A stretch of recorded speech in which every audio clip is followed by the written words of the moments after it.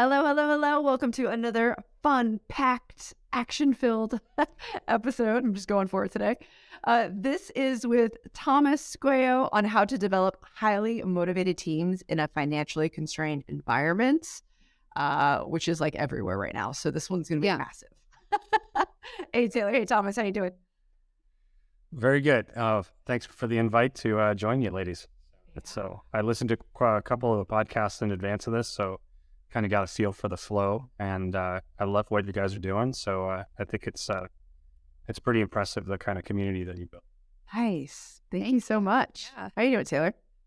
Oh, I'm doing great. It's actually like nice outside today. I was able to get outside, move my body a little bit. So yeah, I'm coming like you did. I came in hot with the energy. Like let's fucking go, Yeah, I just got off a really good call with Entrepreneur, which you guys don't know. It's someone that we're helping open up their own agency, via the Millionaire Recruiter. But like, she's getting traction, and it's just so exciting. And Thomas, to go to your topic, it's like it's hard out there right now. So if people are making traction in any which way, it's just exciting. Like, ooh, gives me the chilly willies. Yeah. All right, let's tell them what we're talking about today, though. Thomas, Yeah, you can get him with it. Yeah.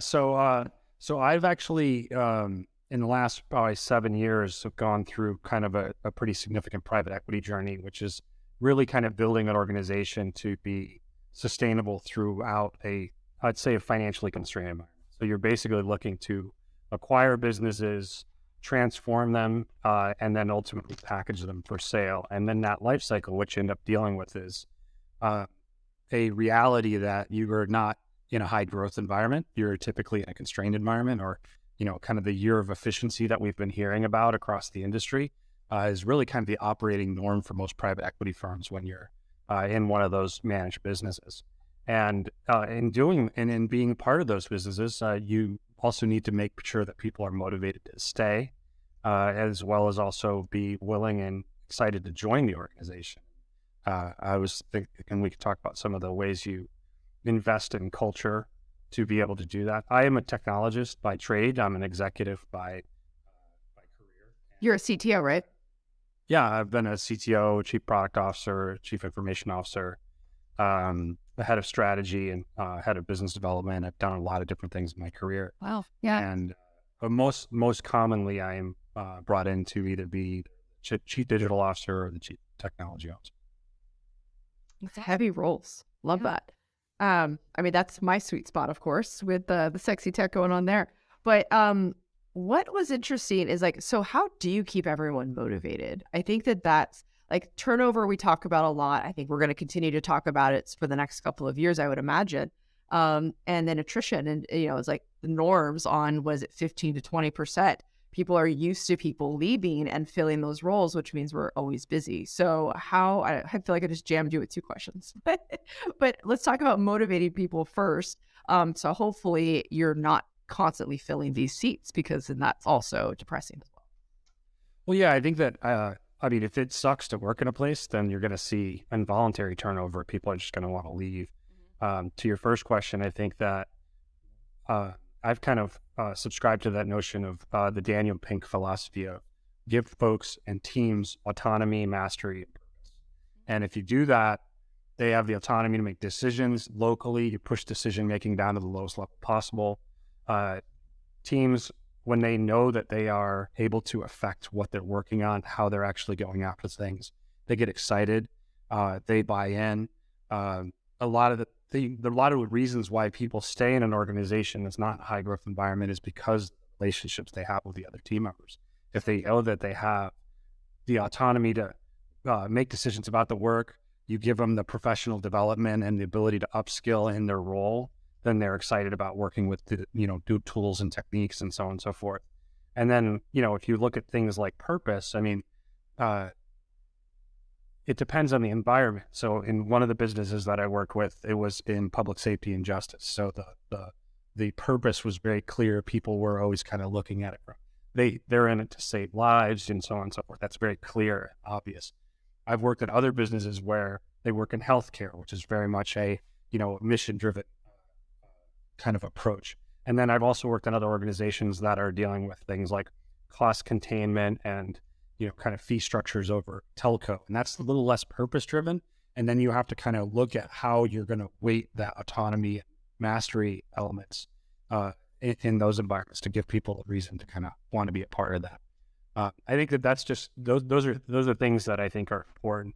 And then if I think about it, kind of the other aspect of it is that I believe that if we engender kind of a restless ingenuity inside the organization, having people be able to kind of go after why not, as opposed to why are they doing something, I think is important. I think if you think about the, notion around, kind of agile techniques at large scale delivery and so on, you can look at things, how fast things get to market, what the collective speed of an organization is. So if people are working in an environment where they're seeing their work go from inception to operations on an ongoing basis, it's usually more exciting than, say, working on a project for years and years and years and years and see people come and go without ever seeing it get to be real. And then the other item, what I always kind of look at is make sure that people are radical in their collaboration. Like, how do they actually, build cross-functional, diverse teams to be able to be part of that usually are going to come up with better ideas than if it was just 3 engineers in a room kind of doing their thing. And then I think the last area is just, again, that autonomy aspect, that agency to be able to make decisions about their work that are aligned to an overall strategy, obviously. But, you're not just going to let 1,000 flowers bloom, but you're going to definitely be able to go and say, okay, today we're growing tulips, you're not going to be out there doing whatever you want, but we're going to definitely have a plan and we're going to do that. And I think that's been a technique for being able to overcome, not only operating budgets that are baseline, but then when they're also constraining. So you need to make decisions. I think those are where, when people are, going through either reduction of force or you're changing the skill sets of the organization, being honest and open with folks is important. So I'm curious to know, you talked a lot about the ways in which you guys have motivated, or the companies that you've worked at have motivated people. I'm really curious, and we're unfiltered here, and we kind of like to be a little bit, little test boundaries, I guess. But are there any unconventional ways in which you've motivated your team? Well, I mean, I think that when we think about, there's obviously, financial motivations. You can give people bonuses for achievement of activities and so on and so forth. But I think that when I look at the parts of the organization that I typically deal with are down to about the director level. And if you tell a director that you have complete autonomy to staff your teams however you want, I'm going to measure you on the outcome of the work that you're going to deliver. That's a pretty radical difference from, I'm going to give you a prescription about how you're going to do your work all the way down to the lowest level. And I think that while that might not be kind of a, blow up and, send everybody to Hawaii when they deliver, right, it might be, it's very much a difference of being able to go and say, hey, you know what? I've trusted you, or we as an organization trust you with the ability to make decisions about where you staff, who you staff, whether you work with an agency, whether you work with FTEs. Do you need to bring in new people? Can you bring people in fast enough to be able to deliver on what the expected outcomes for the strategy are? Because in some cases, in the last 3 years, the talent war was so hot that we would have to overcome. We could put out a rec with a great salary, great benefits associated with it, and everything like that, and we would be competing with everybody else that was doing the exact same thing. Right. And, being a progressive organization when it comes to, like, whether it be kind of work-life balance or work from home or any of those kind of things that were pre-COVID, those were just kind of table stakes at that point. So that was always something that kind of came in. And, again, teams stay with teams.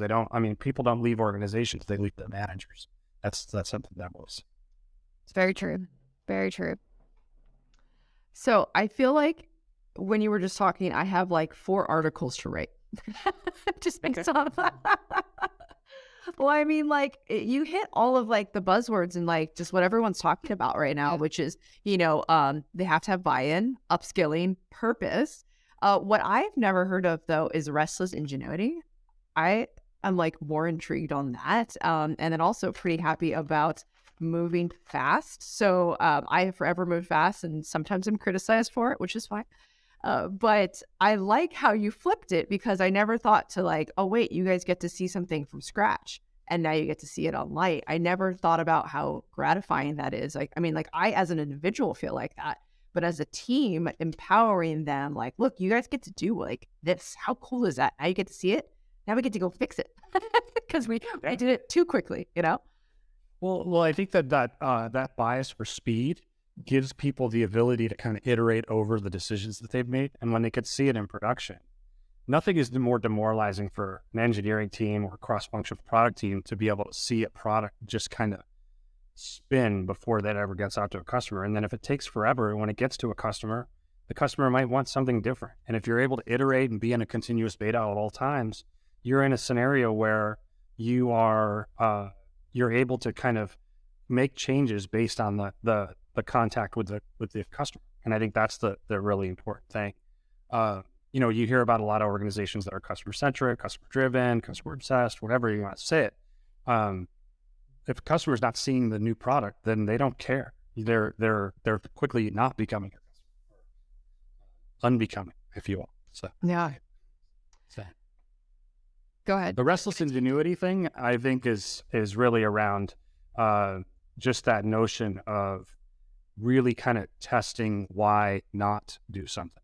So for example, in one of the previous organizations, I had an executive come to me and he was like, we need to move from a hardware-based solution to a software-based solution. And quite a bit of the legacy organization just hated the idea. They didn't have anything. And we were like, well, just do it. Don't tell anybody. Get it to the point where it's at an MVP or minimum viable product.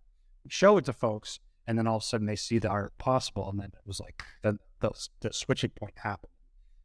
They were able to take a completely different direction on how they approach their solution. And I think that was really largely because that team and that leader were able to come to me and say, hey, I know we could do this. And I know we could do this better than any kind of way that it's currently done. And we did it.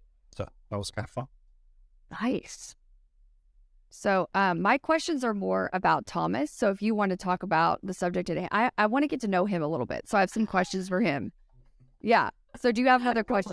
Okay. I mean, I can pause. I'm writing my shit down. You're good. Yeah. Well, I'm tangenting. So curious to know, you mentioned at the beginning of the call that you've held several different roles. I'm just curious to know which of those roles has been your favorite and why. So typically, my favorite's always been the chief technology officer role. So when I'm working with the counterpart to a chief technology officer is typically the chief product officer. Mm-hmm. And if you're able to get a really solid partnership between those two roles, the product development lifecycle ends up being kind of the thing that drives the revenue and business. So you obviously, the chief revenue officer's primary contact point is the chief product officer, okay, and chief technology officer kind of sits between product and operations. So do you see that kind of, those relationships are something that's really exciting. I've been a chief information officer, and there's a lot of like, how do the business systems run and so on and so forth. I think that's a little less fun and sexy, but I think that it still has to happen. Yeah. But when I had the opportunity to wear both hats, that's something that's exciting. I always kind of think about it as that I'm an executive who happens to have a quiver full of technology solutions for the organization. And I think that's how I've looked at my role. That's how the digital officer kind of has become more kind of the common or more common in many enterprises at this point. And I also think that I've really enjoyed the transformation aspects of being the, head of core engineering. I've done that as well. I've been the chief architect in an organization, but I think that when you're in a transformative role, sometimes you're the crash test dummy and sometimes you're the wall, so, you just got to keep getting up every day and getting back in there. And I think that when you're working with teams that are on that journey, if they see that there's proactive and authentic leadership at the top, then they're willing to, follow you through that wall. Absolutely. I think that's an important aspect. Yeah. So then how do you keep that culture strong when time is limited? Like you got to move fast. Financials are like crumbling down and you have to you're again, going back to the subject of keeping them motivated. But I think that there's that fine line between us, woohoo as a team, and then us put your heads down. We got to get to work. How do you walk that? So So the way I've always kind of looked at it is measure outcomes over output. So it's not so much like what you've done today. It's like, are we really driving a change in the organization? The output that you're measuring is usually very tactical in orientation. Like you could see a burn down chart of, yes, I'm finishing the work at hand, but is it actually giving you results? I think one of the things in my career that I've had that was probably, you usually learn more from the things that don't go well than the things that do. I had a large program that I was working on, and my boss's chief of staff came to me and he was like, "Look, we need to reset. It looks good on the outputs, but the outcomes aren't really there." And we had to like reset a major multi-year initiative, about a year in, and you have to, you got to swallow your pride and be like, "Hey, my plan needs to get reset. The assumptions made at the beginning aren't going to take us to where we need to be." And then, but being part of a team that can have that mature conversation gives you the ability to kind of motivate people and say, "Hey, okay, look, we were doing a really good job cutting down this forest, but somebody figured out it was the wrong forest." So I think that's an important aspect. So I feel like that happens a lot. It's happened to me this last year. Cutting down the wrong goddamn forest. At least you're honest. You own it. Yeah. Okay, so from your experience leading teams, what do you feel? And truly not out there in the world, not what we're reading online or what we're reading in the news, but from your experience, what do you feel like demotivates or burns employees out the quickest? With things moving as fast as they do, like Brianna said, the financial crumble. What do you feel personally from teams you've managed? Well, teams can sense bullshit really far out. So if the leadership team isn't clear on what the strategy is, it vibrates all the way down to the levels of the organization, and it's far and wide, and when it doesn't. I think that if there is if there's turbulence in the strategy, I think that there is a feeling that people can sense it really quickly, and then you start to see kind of leadership turnover, and then you start to see directors turnover and staff turnover. And as soon as you start to see that kind of tipping point from key folks in the organization, and I'm not just talking about leadership, just key folks that are Nexus employees where a lot of people have trusted them, they have a lot of relationships, and they're kind of like, gotta go do something else. That sends a signal across the organization that's much more deadly than, the other side of it, where you're like, hey, we have a strategy, we have outcome. You could reset the outcomes that you need to drive if you're very clear in communication. I've always believed in over communicating to my staff. Everybody here, everybody in my organizations is already an adult, 2, a professional, and 3, understands how businesses work when they're operating inside one. So I'm going to treat them as professional business people who are adults, and I can give them information, even if it's bad. Nobody, bad news isn't like milk. It gets worse with age, So, it's like, as you kind of sit there and you say to yourself, you're like, would you rather know the reality and know that there's a plan to get to right the organization, whether you're in a financial crumble? I think that, honestly, I don't think that what we're hearing in the tech industry with the layoffs and so on and so forth right now, honestly, is a blip when you think about it compared to what they hired during COVID. So in the last 3 years, they hired 740,000 jobs, and then they eliminated 100,000 of those. You still have a 6x growth over the amount of people that have been introduced to the organization. So I don't think that it's necessarily like, if you think from a stock price standpoint and so on and so forth, the street has been treating these companies well is because what they're seeing is that the efficiency is happening. And then when the people go away, either those projects have gone away or nobody noticed. So I think that it was ultimately an efficiency play that needed to happen. And I think that's one of those things about operating in a financially constrained environment is that, it's great leaders are measured better in the hard times than they are in the good times. It's easy to have everything going well. Right. It's hard to have it go poorly, and I think the 2 of you working together, some of the folks that you brought into your podcast previously, I would imagine every one of those folks has a network, a short list of people that they would want to work with and solve a problem with. Any problem, any industry, any kind of, skill set, because they know that, whether they're not only they're capable, but they're also trusted, Right. So I've got folks that I've worked with for 25 years and there's a shorthand when you work with them that you don't have to go and say, oh, do you understand what I'm talking about? No, no.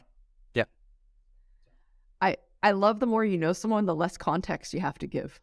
So it's like when you bring in new people. So I mean, it's been no secret. Like I have technically a junior to me team. They're all very senior, super capable, and awesome. But to me, like we didn't know each other very well. So there was like that, oh yeah, context, communication, duh.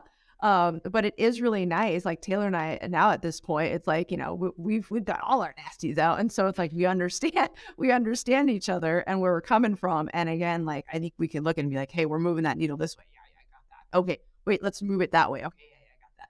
You know, but it does take time. And I think that it is rare too. When I think about how many, like on top of my head, I'd be like, yeah, I'd work with them and go through fire on and whenever they said. So leaders in particular, I mean, I have folks that could call me up tomorrow and I would be like, hey, what do we want to do? You know, and they're like, and then, and Taylor, to your earlier question, well, I think one of the things that's important about that is that when you have those deeper relationships, it's not, are you a CTO? Are you a chief product officer or anything like that? It's like, well, what do you need?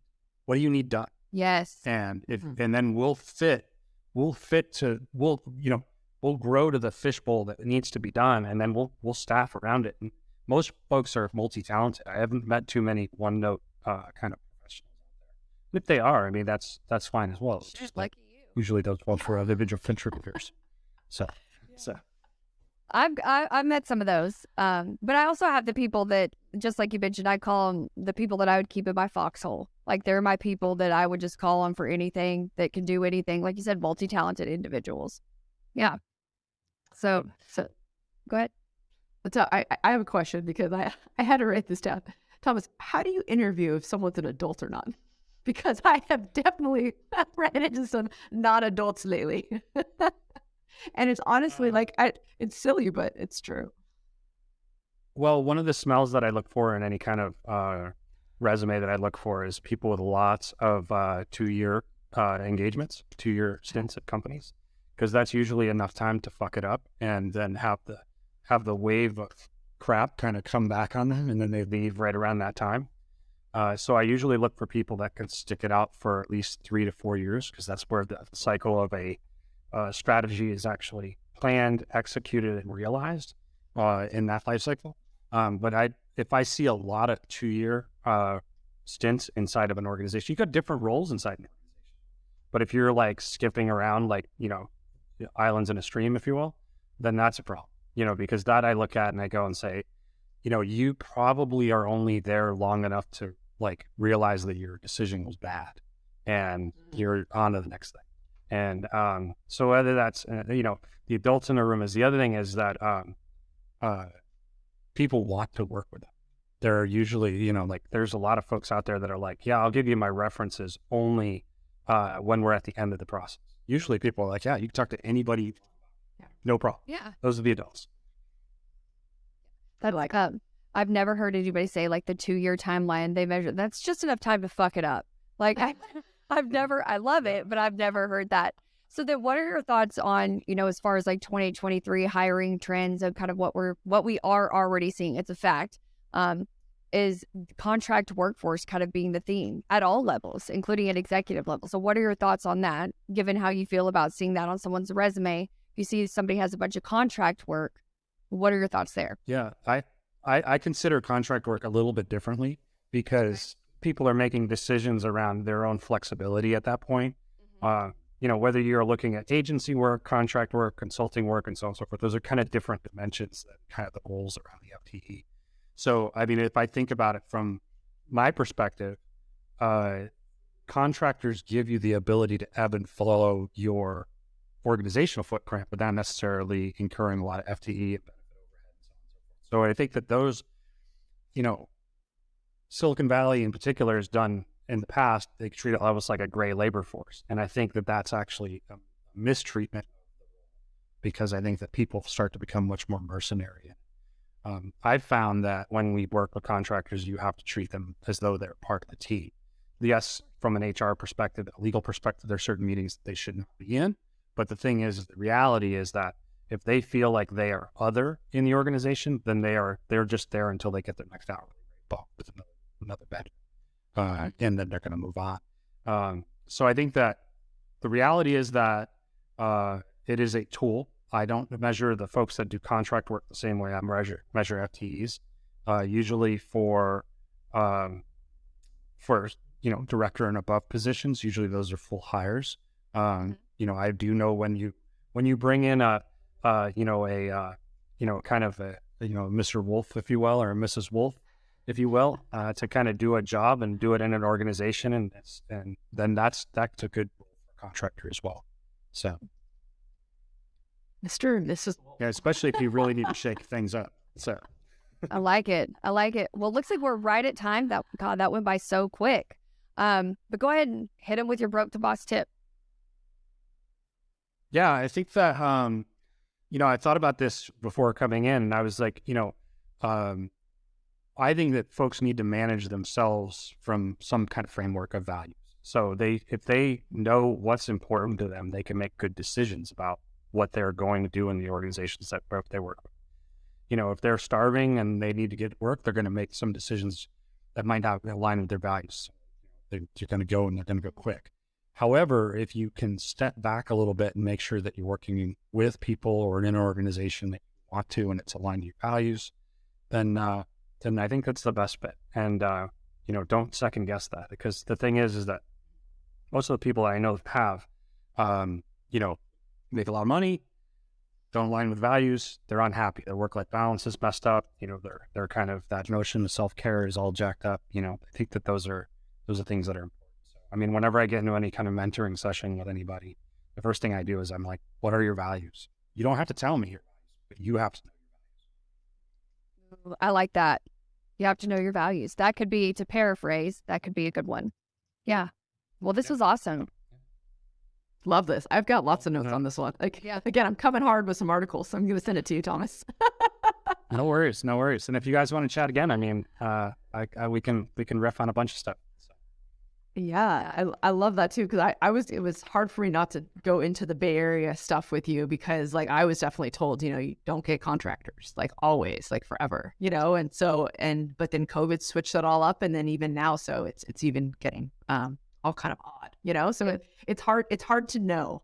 And I think that's like a whole hiring manager conversation, which I feel like we should bring you back on, because that's an interesting perspective. It is. Yeah. Yeah, we could definitely do that. So. Nice. Awesome. Well, thank you all so much for listening. Remember, we are here for you all. So the reviews do help make us come in happy people. We'll see you next Tuesday. Thanks, y'all.